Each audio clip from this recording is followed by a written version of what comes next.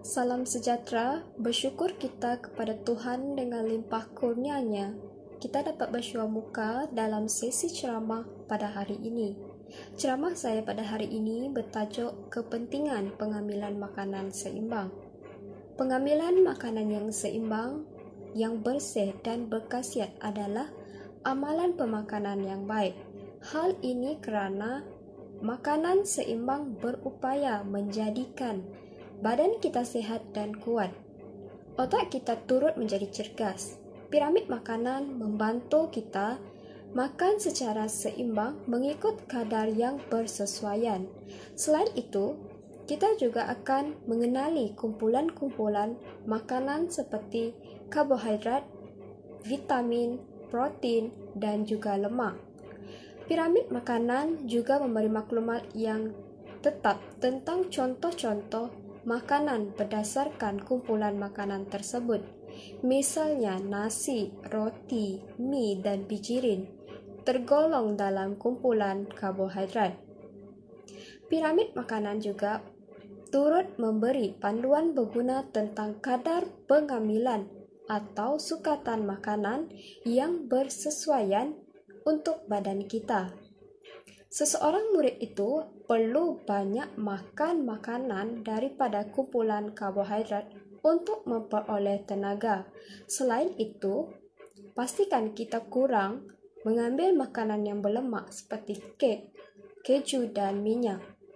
Amalan makan mengikut piramid makanan penting bagi memastikan kita menjadi sehat, cergas dan membesar dengan sempurna. Makanan seimbang ialah pengambilan makanan yang cukup untuk keperluan tubuh badan kita. Manusia memerlukan makanan dan vitamin untuk pembesaran dan menjaga kesihatan. Media massa turut mempopularkan pemakanan seimbang menerusi pelbagai program dan penulisan artikel mengenai pemakanan yang seimbang ini. Oleh itu, wujud pelbagai kebaikan daripada pengambilan makanan seimbang ini. Yang pertama, pembesaran manusia itu lebih sempurna daripada aspek fizikal. Tubuh badan menerima semua keperluan zat yang diperlukan untuk membina tubuh badan yang kuat dan sehat daripada keperluan fizikal manusia. Keupayaan fizikal yang ketara ini menjadikan seseorang manusia itu boleh menjalankan tugasnya dengan begitu baik dan sempurna. Jelaslah, pengambilan makanan yang seimbang ini menjadikan fizikal manusia itu lebih baik berbanding manusia lain yang kurang menjaga aspek pemakanannya. Yang kedua, memberikan vitamin yang cukup untuk keperluan tubuh badan. Keperluan vitamin yang cukup ini menjadikan tubuh manusia itu lebih tahan untuk menghadapi sebarang penyakit atau tidak mudah untuk jatuh sakit. Kesihatan manusia itu dikatakan perkara yang sangat penting dalam kehidupan seseorang. Sesungguhnya manusia yang mengamalkan pemakanan seimbang akan mempunyai kesihatan yang sehat, sejahtera sahaja. Seterusnya, mampu mengawal kadar obesiti. Salah satu aspek utama dalam pemakanan seimbang ialah manusia perlulah mengambil pemakanan dalam kuantiti yang kecil tetapi cukup khasiat untuk keperluan tubuh. Pengawalan pemakanan sebegini menjadikan tubuh seseorang itu tidak terlalu gemuk dan memudahkan mereka untuk menjalankan pelbagai aktiviti, terutamanya aktiviti senaman, yang mana aktiviti ini boleh menyihatkan tubuh badan kita. Oleh sebab itu, obesiti mampu diatasi jika seseorang itu mempunyai diet pemakanan yang seimbang dalam hidupnya. Seterusnya, perkembangan mental seseorang itu tidak terganggu. Kekurangan zat makanan yang tertentu boleh menjadikan mental seseorang tidak cukup cergas atau mudah letih apabila cuba menyelesaikan sesuatu perkara yang dialami dalam kehidupannya. Keadaan ini menjadikan seseorang itu gagal berfikir untuk menyelesaikan masalahnya dengan lebih efektif berbanding dengan individu yang seimbang aspek pemakanannya. Jadi, pemakanan seimbang menjadikan aspek mental manusia itu lebih stabil dan berdaya tahan. Pengambilan makanan berkhasiat, berzat dan seimbang sering disarankan untuk memastikan Anda sentiasa berada dalam keadaan sehat dan bebas daripada pelbagai penyakit berbahaya. Ini kerana pengambilan makanan yang seimbang dalam diet seharian dapat membantu mengurangkan risiko beberapa penyakit termasuk kanser, serangan jantung dan angin ahmad.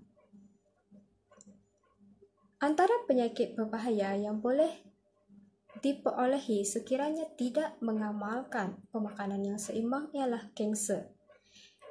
Makanan buah-buahan dan sayur-sayuran dapat membantu mengurangkan risiko kanser kolon, perut, paru-paru dan esophagus. Bagaimanapun, bukti yang menunjukkan pengurangan risiko itu tidak sekuat sebagaimana kanser payudara dan prostat. Diet tinggi lemak sering dikaitkan dalam pengambilan makanan dengan peningkatan risiko kanser prostat, kolon, rektum dan endometrium.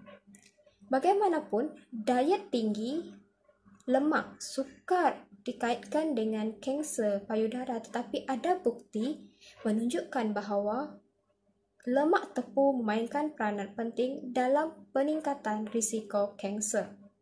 Seterusnya, serangan jantung dan angin amar iaitu stroke. Satu kajian mendapati mereka yang mengikuti garis panduan pemakanan yang disarankan Jabatan Pertanian Amerika Syarikat mengalami 28% dan 14% pengurangan risiko terhadap serangan jantung dan stroke berbanding mereka yang tidak mengikut garis panduan itu. Seterusnya, lebihan kolesterol. Kurangnya pengambilan lemak, terutamanya lemak tepu, atau merendahkan risiko pengambilan lebihan kolesterol di dalam darah sekaligus risiko terhadap penyakit jantung koronari. Yang seterusnya adalah tekanan darah tinggi. Pengambilan banyak buah-buahan dan sayur-sayuran, iaitu 8 hingga 10 hidangan diikuti diet rendah lemak dan mengambil produk tenusur sehingga 3 hidangan sehari boleh mengurangkan risiko tekanan darah tinggi dan merendahkan tekanan darah, sekaligus mengurangkan risiko terhadap penyakit jantung koronari. Terdapat beberapa tips diet seimbang yang boleh diamalkan. Yang pertama, banyakkan makan makanan yang berbuah. Kalau nak kira, memang banyak sebenarnya buah yang sedap lagi berkhasiat. Di antaranya adalah buah apel, nanas, pisang, bawang putih, gandum, kentang dan buah petik. Semua jenis buah ini disebut sebenarnya banyak khasiatnya yang tersendiri. Seterusnya, banyakkan juga memakan kekacang. Kacang pea, kekacang dan lentil adalah kaya dengan protein, karbohidrat, gentian dan beberapa vitamin, terutamanya vitamin B. Kacang soya yang sangat kaya dengan protein tumbuhan boleh didapati dalam pelbagai bentuk seperti susu kacang soya, tahu, protein sayuran bertekstur atau tauge. Seterusnya, banyakkan minum air. Air adalah sangat penting untuk fungsi-fungsi tubuh badan kita, terutamanya penghadaman, penyerapan dan pengangkutan zat perkumuhan, pengawalan suhu badan dan bertindak sebagai pelincir bahagian badan yang bergerak.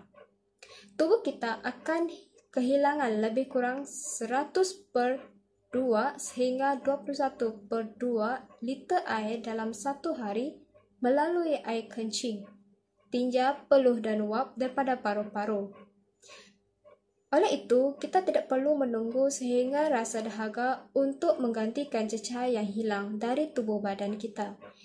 Oleh itu, kita disarankan untuk minum sekurang-kurang 6 hingga 8 gelas air setiap hari. Cecair ini juga boleh didapati daripada minuman lain dan juga buah-buahan serta sayuran yang lain. Seterusnya adalah kurangkan kandungan lemak dalam pemakanan. Sebenarnya lemak itu penting, tetapi dalam diet harus menyumbangkan 20% sehingga 30% sahaja dalam jumlah keperluan tenaga seharian.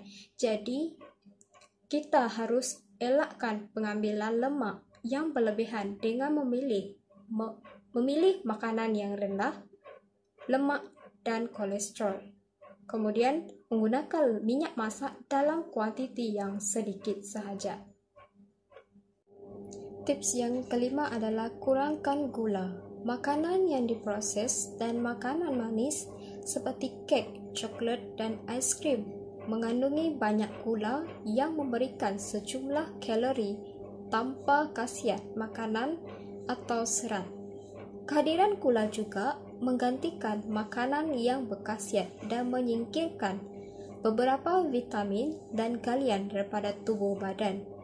Memakan gula yang berlebihan bermakna kita menanggung risiko kerosakan gigi, kegemukan, dan masalah-masalah lain yang dikaitkan dengannya seperti kencing manis, serangan jantung, dan sebagainya. Seterusnya adalah kurangkan gula. Makanan segera, makanan dalam tin, daging yang diawet, dan makanan ringan bergaram seperti kentang goreng mengandungi terlalu banyak garam.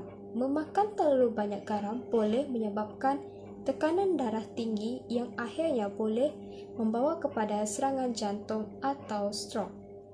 Sesetengah orang mungkin menghadapi masalah terlalu banyak air di bawah kulit, yaitu disebut sebagai edema. Kesimpulannya, kita perlu mengambil makanan yang seimbang kerana semua kepentingannya sudah dinyatakan. Bukan saja individu, tetapi masyarakat yang seharusnya menerima kesan positif daripada pemakanan yang baik ini. Jika masyarakat masih ingkar dan tidak mahu berubah, sudah pasti jumlah pesakit kronik di negara kita akan bertambah. Kesan itu mungkin terlalu lewat untuk kita semua mengambil langkah